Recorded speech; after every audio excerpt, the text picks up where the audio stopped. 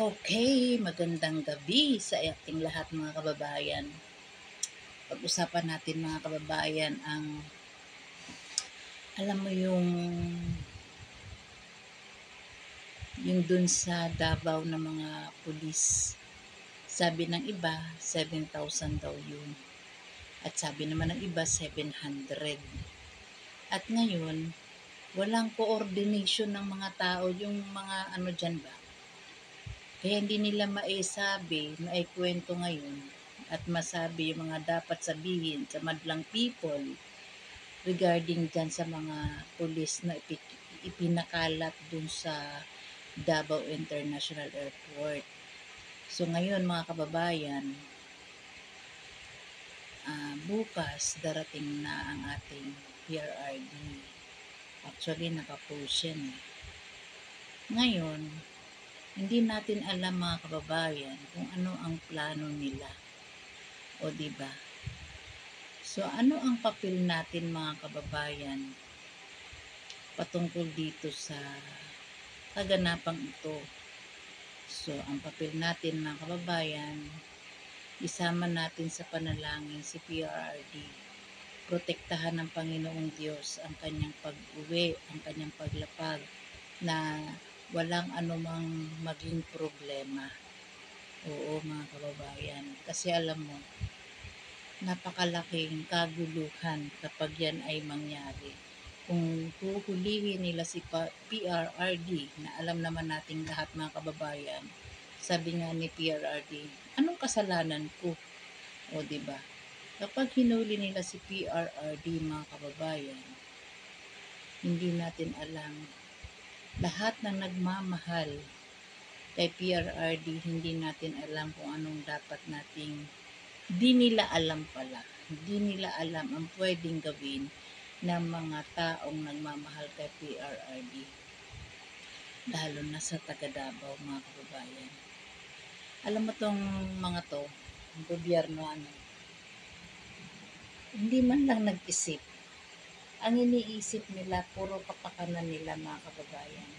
Hindi nila iniisip ang damdamin ng mga taong nagmamahal kay PRRD.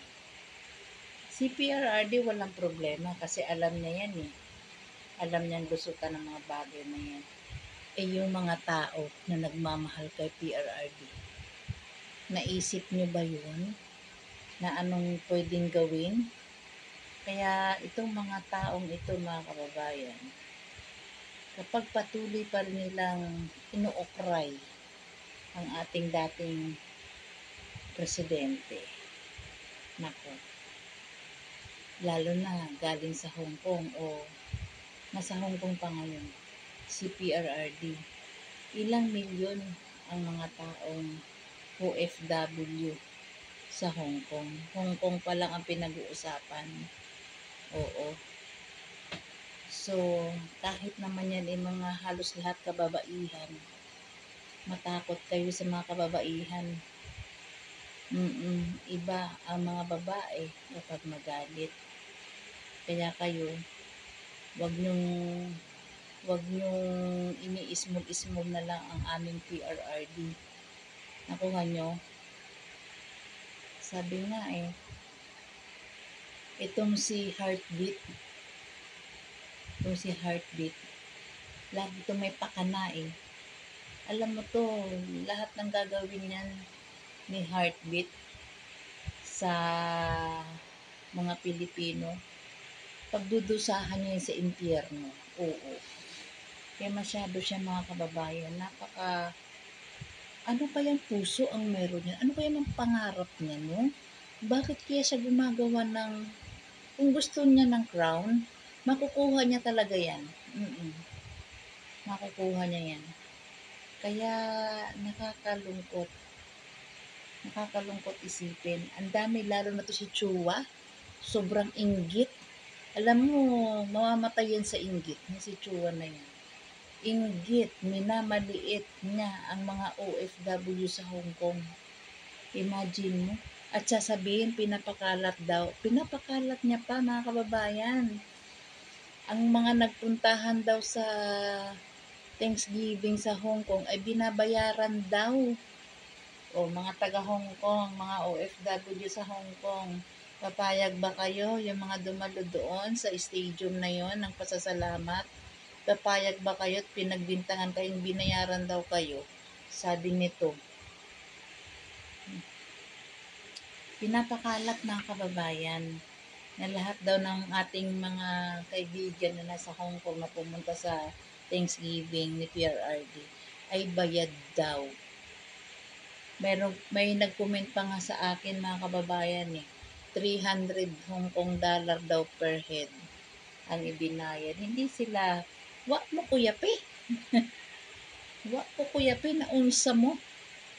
Lahat kayo mga nambibintang at mga inggit, pikit. No? Kaya nakakalungkot kayo. Mamamatay kayo sa inggit. Oo. Imagine nyo, ang hiyawan pa lang sa Hong Kong. Hindi kayang bayaran yun. Nakuha nyo. Kaya yung mga pakalat-kalat na mga pulis sa Davao International Airport, kayo, kawawa kayo talaga. Alam nyo, palibhasa alam ng mga yan, wala si PRRD sa Davao, naglabasan ang mga daga. Naglabasan, panoorin natin mga kababayan. Yung naglabasang mga daga. At panoorin nyo rin yung hiyawan at sigawan ng mga OFW sa Hong Kong. Yun ba ang binayaran? Panoorin natin.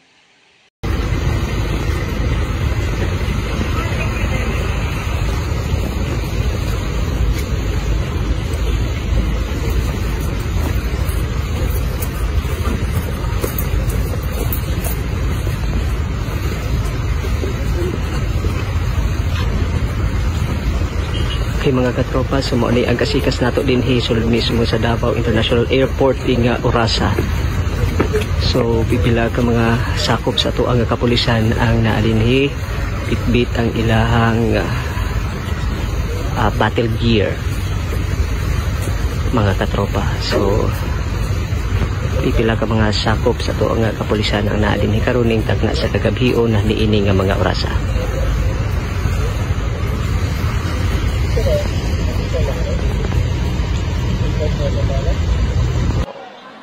Ang balita ko, may warrant daw ako pag... Hindi, totoo. Yung sa ICC or something. Matagal na akong hinahabol ng mga putang ina.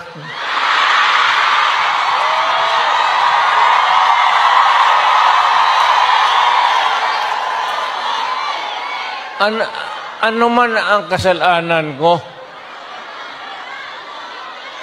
na ginawa ko man ang lahat sa panahon ko para may konting katahimikan at mapayapa ang buhay ng Pilipino. Ang problema nito, ewan ko kung ang tingin ng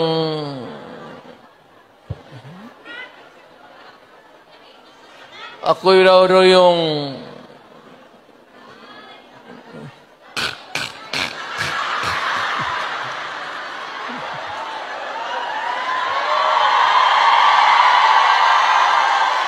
o ganito na lang. Ito ganito na lang. O sabi ko, assuming na totoo, totoo talaga yung naririnig ninyo. Bakit ko ginawa yan? Para sa sarili ko? Para sa pamilya ko? Para sa inyo at ang inyong mga anak sa ating bayan. Kaya ako man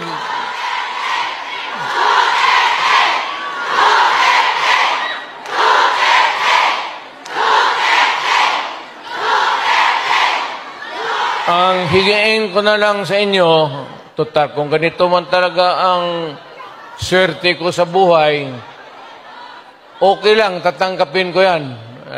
Wala tayong magawa hulihin tayo kung ikulong tayo. Kaya lang, meantime, mag-contribute kayo, baski $5, $10, para paglabas ko sa presuhan, pagawaan ninyo akong monumento katabi ni Rizal. Si Rizal may hawak na libro